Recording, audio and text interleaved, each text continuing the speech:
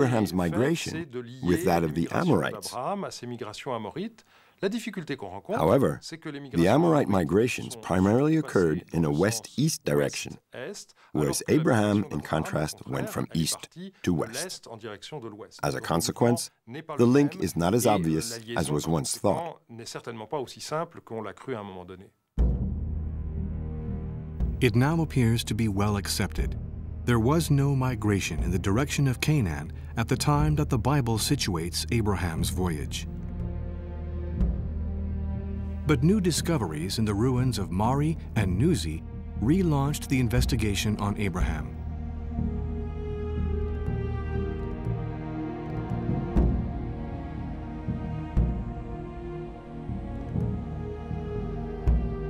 Over 20,000 cuneiform tablets have been excavated in Mari.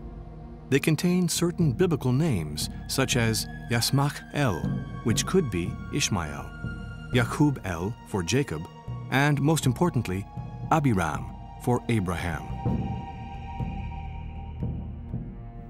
For a long time, it was thought that the name of Abraham could be linked to the period around 1800, when the name was cited in a certain number of texts. However, the sudden increase in the number of texts available meant that there was clear evidence that the name was widely used not only around 1800, but in the centuries that followed. So there was no real proof of the relevant time period for this biblical patriarch.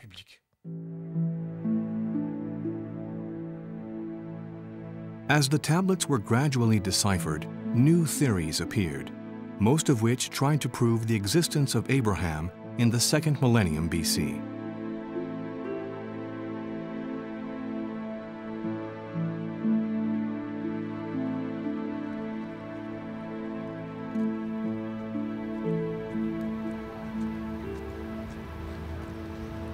John Van Seters, an internationally recognized expert, has been working on the Nuzi tablets for a long time.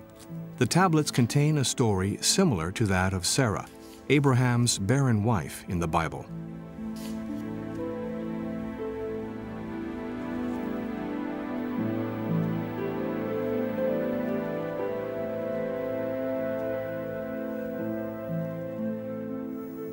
How to account for a barren woman who gives her maidservant to her husband in order to bear children for her. Something of this kind seemed to show up in the Nuzi tablets. And so the scholar said, aha, here we have something. Here we have a way of linking Abraham with this particular period. And this was very attractive, but there were some problems. The problems was that scholars were so concentrated on the documents of the second millennium that they forgot to look at the documents in the first millennium.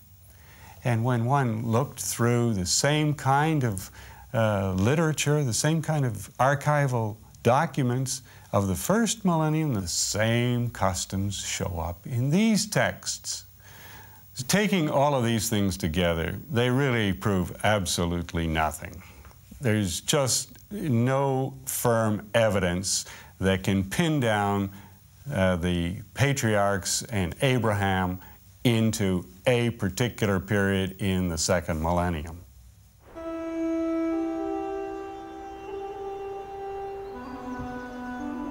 In this way, traditional biblical archaeology reached a dead end in terms of the Abraham story.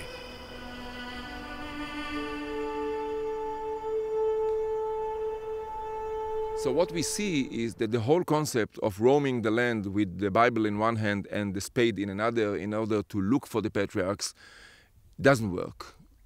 In a domino effect, one theory after the other collapse. So the problem is not in this theory or that theory. The problem is in the way of thinking, in the concept. The idea of old traditional biblical archaeology does not work, is wrong. And I think that now we have to go back to the text, to the book of Genesis, in order to understand the reality of the period of the patriarchs on the background of the period of the writing. Nevertheless, the Old Testament can still be used by historians. It suffices to know how to identify the clues contained in the book, the names of places or people, typical landscapes.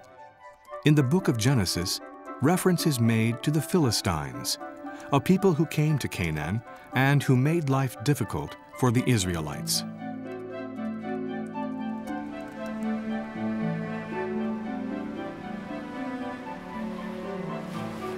What do we know of the Philistines? That they are part of a group of peoples whose origin is unknown, who came to the coastal plains of the Levant and who were given the name the Sea Peoples.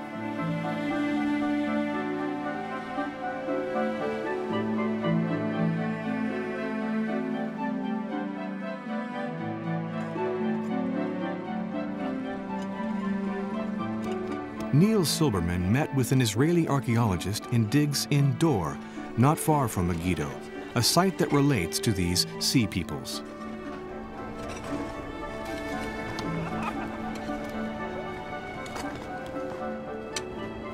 She is trying to identify them and determine their date of arrival.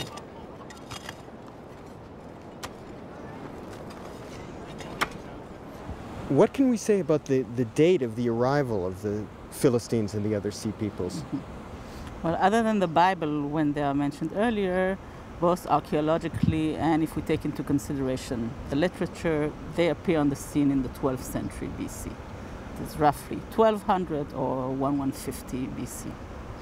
So in the earlier periods, when it's mentioned in connection with Abraham, there's just not archaeological evidence. Everything comes later. No, none whatsoever.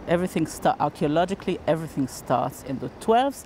Some would say a little bit earlier, maybe the late 13th century.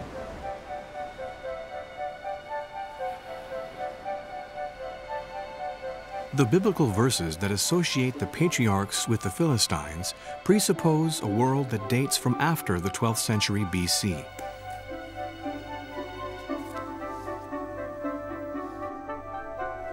Let us continue with our investigation.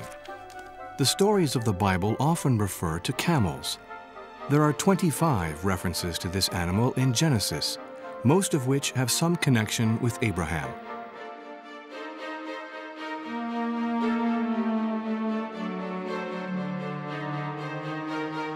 Camels were obviously a well-known animal in the Near East, and archaeological excavations have revealed significant quantities of camel bones. But our objective is to put a date on these events.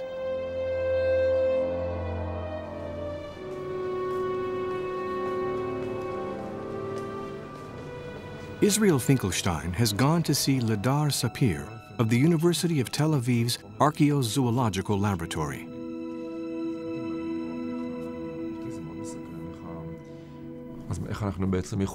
What do we know about the domestication of the camel in the Levant region?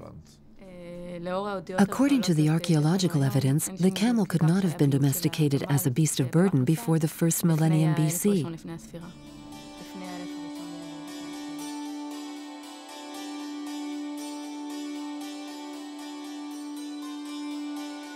A second piece of evidence has therefore arisen that contradicts the biblical texts. The camels of the Near East were not used as working animals before 1000 BC. Before this period, we can find no trace or representation of this animal on vases, ceramics, or monumental decors.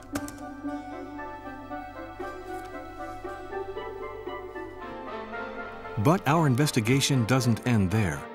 The presence of camels is linked to the caravan trade from Arabia. The biblical texts state that these caravans transported gum tragacanth, ointments, and labdanum.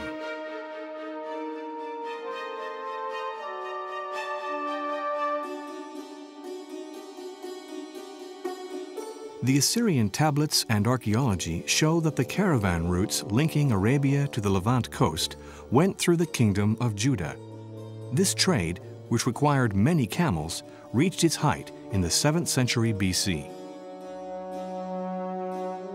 The caravans described in the story of Joseph, the son of the patriarch Jacob, therefore refer to a reality of the 7th century when the Assyrian Empire dominated the tiny kingdom of Judah.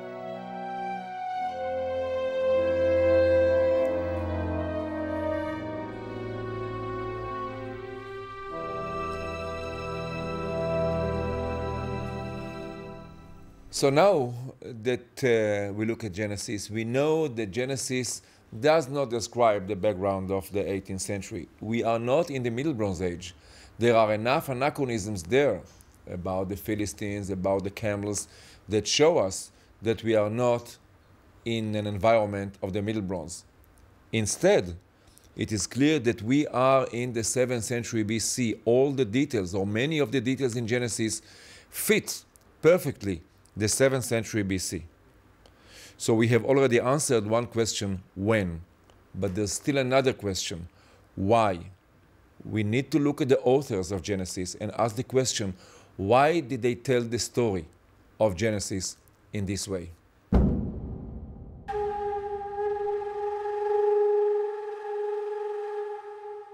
The fact that the biblical texts state that Abraham left Mesopotamia for the Holy Land tells us nothing about the authors of the text.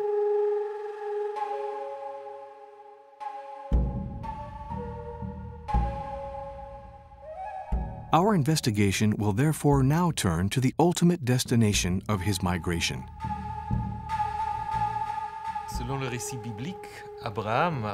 According to the biblical story, Abraham arrived from the north.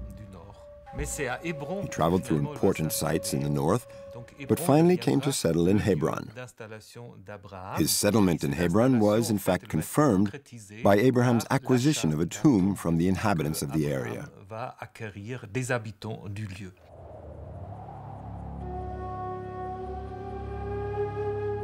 The names of biblical places attracted the attention of a German researcher who in the 1940s made an inventory of all the places where the patriarch stories took place.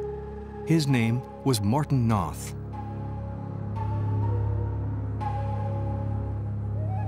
The Bible tells us that Abraham, a nomad, bought some land near Hebron in which to die, but also in which to live.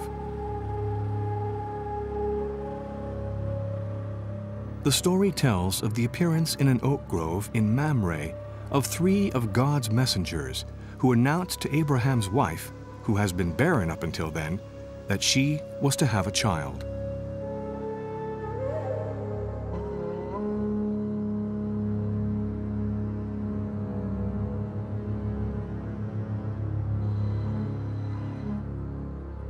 God appeared to Abraham under the oaks of Mamre as he sat at his tent door at noontide. And lifting up his eyes, he saw, and behold, 3 men stood before him.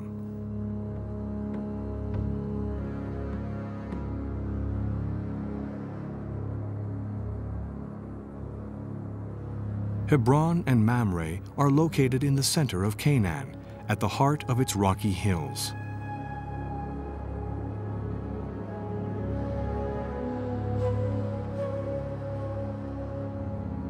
Continuing his geographical reading of the Bible, Martin Noth became interested in the second patriarch, Isaac, the son of Sarah and Abraham.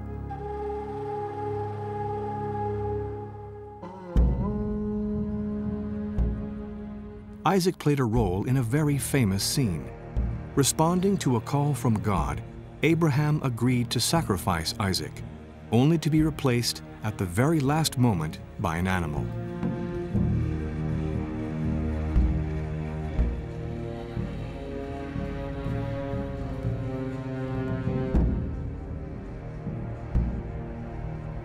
The Bible tells us that Isaac was a shepherd living in the semi-arid south of Canaan.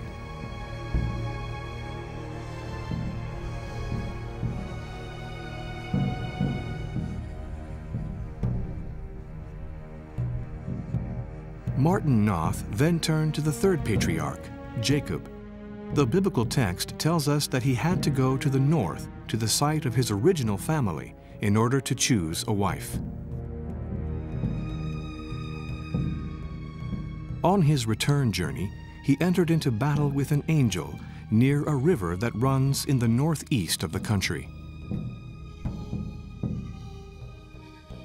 According to the Bible, it was during the combat with God's angel that he received a new name, Israel, he who battles with God.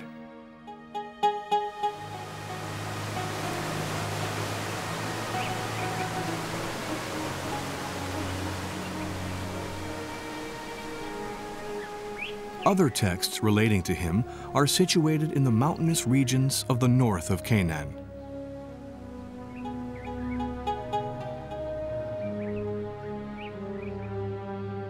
The geography of the three patriarchs led Martin Noth to suggest a reading of the Bible that was different to the traditional one.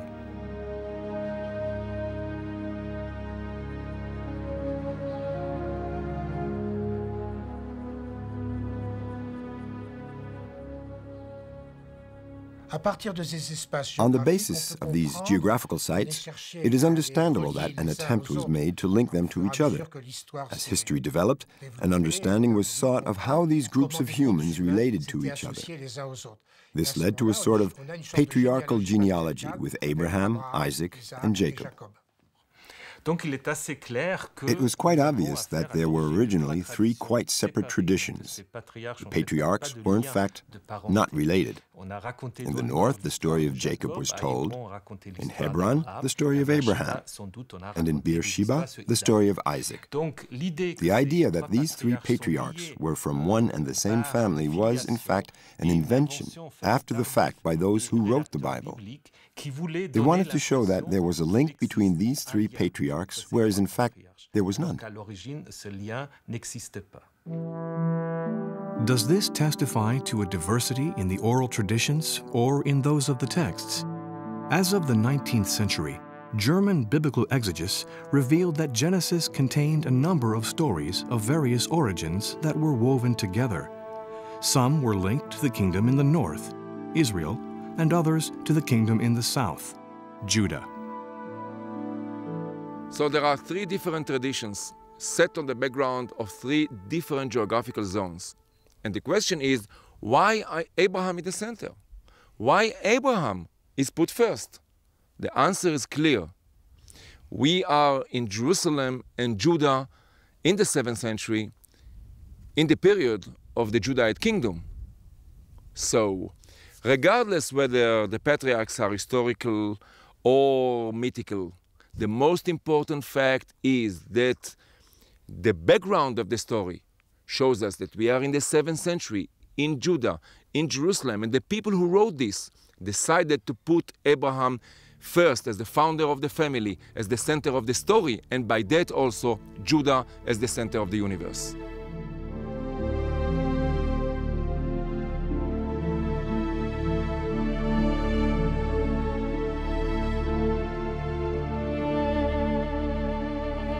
The Bible contains many long genealogies, lists of generations and family alliances that define territories and structure time.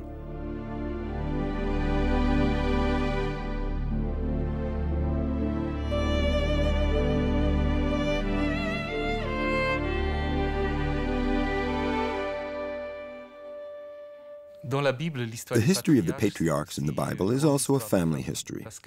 Abraham was not only Isaac's father, he was also Ishmael's father, who was at the origin of all Arab tribes. And Isaac is not only Jacob's father, he is also Esau's father. And then Abraham is also Lot's uncle. This means that all the different peoples, clans, and tribes that live in Canaan and in Cis and Transjordan are linked by being descendants of Abraham.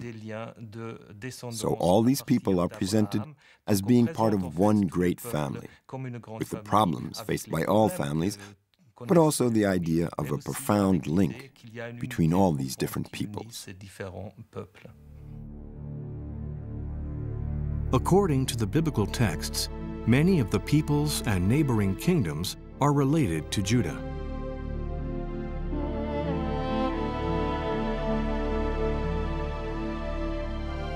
The long family saga of the Bible, as in any extended family tree, weaves the links that unite these peoples. But it also does more than that. And what we see in the figure of Abraham is a symbolic representation of the birth of the nation. Because at the time of the writing of the Bible, the history of the people of Israel was not considered to be history in the sense that we understand it, of years, of periods, of particular historical events. It was seen more as the history of a family. And of course, the father of the family, the founder of the family, is a person of great significance. And throughout all the stories of Abraham, we see symbolic representations of the places of importance of Judah, of the kinds of relationships with other people that made Judean history.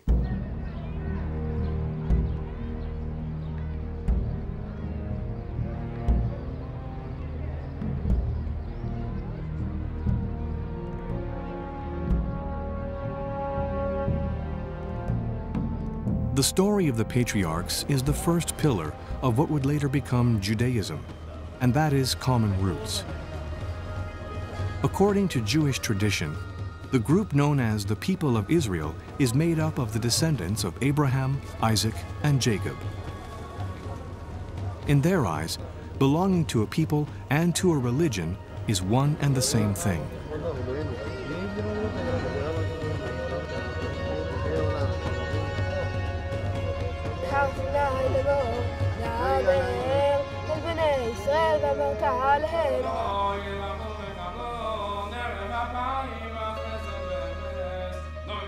Our investigation has taken us forward a great step. The facts we have gathered allow us to establish the period in which the stories of the patriarchs were first written and provides a geographical framework for this work.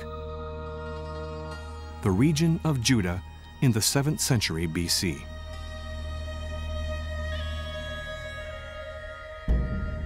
But these books of stone have not finished raising questions about the work of paper. Did the Exodus, a central event in the Old Testament, really take place? Did those who were called the Hebrews go to Egypt? And did they leave under the command of a certain Moses?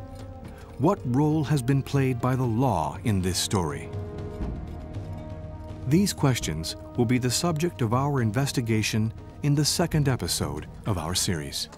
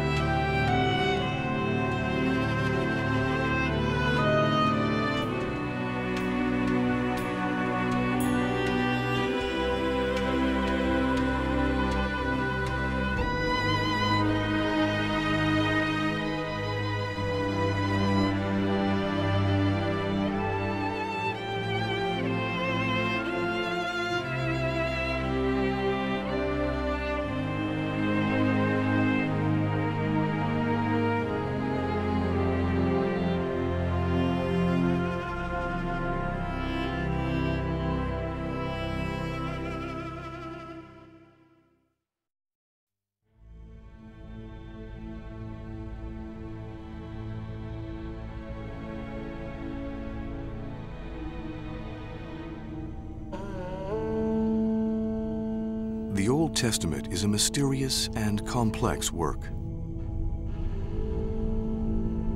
It contains a set of rules and requirements that form the basis of both a religion and a civilization, Judaism.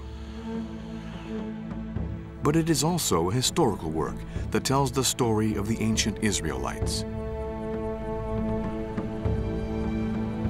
In the previous episode, we learned that the story of the patriarchs, Abraham, Isaac, and Jacob, was put into writing for the first time in the 7th century BC in the kingdom of Judah. Two researchers, Neil Silberman and Israel Finkelstein, put forward that hypothesis.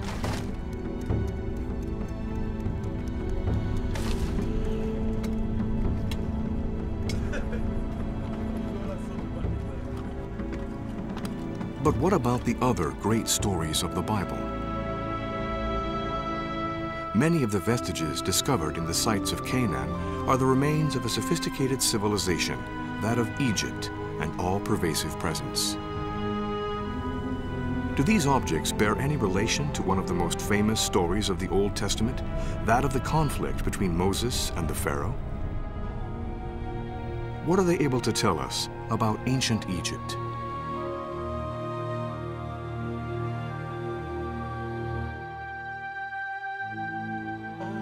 The biblical text explains that the descendants of the patriarchs came to live in Egypt, where they remained for 430 years.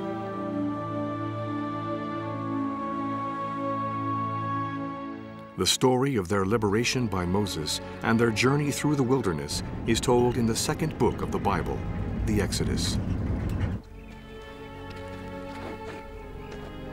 But did this Exodus actually take place?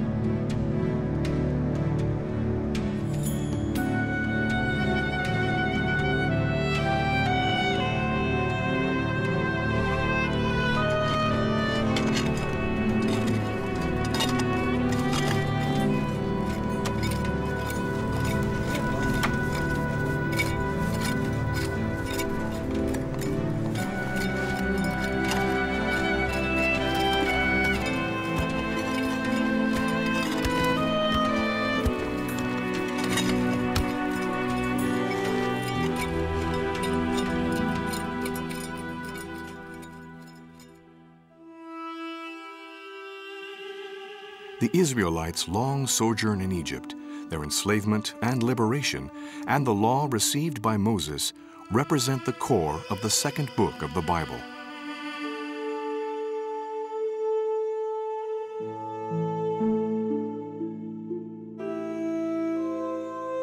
The Bible tells us that under the leadership of this exceptional man, Moses, the Hebrew people returned to the land that had been promised to their ancestors.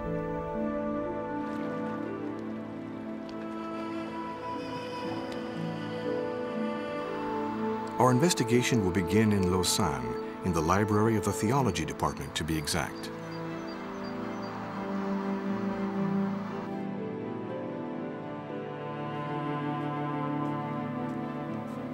Thomas Romer is a biblical scholar. He will be accompanying us in our investigation of these texts. In order to understand the role played by Egypt in the Bible, we have to go back to the circumstances surrounding the arrival of Jacob's sons in that country.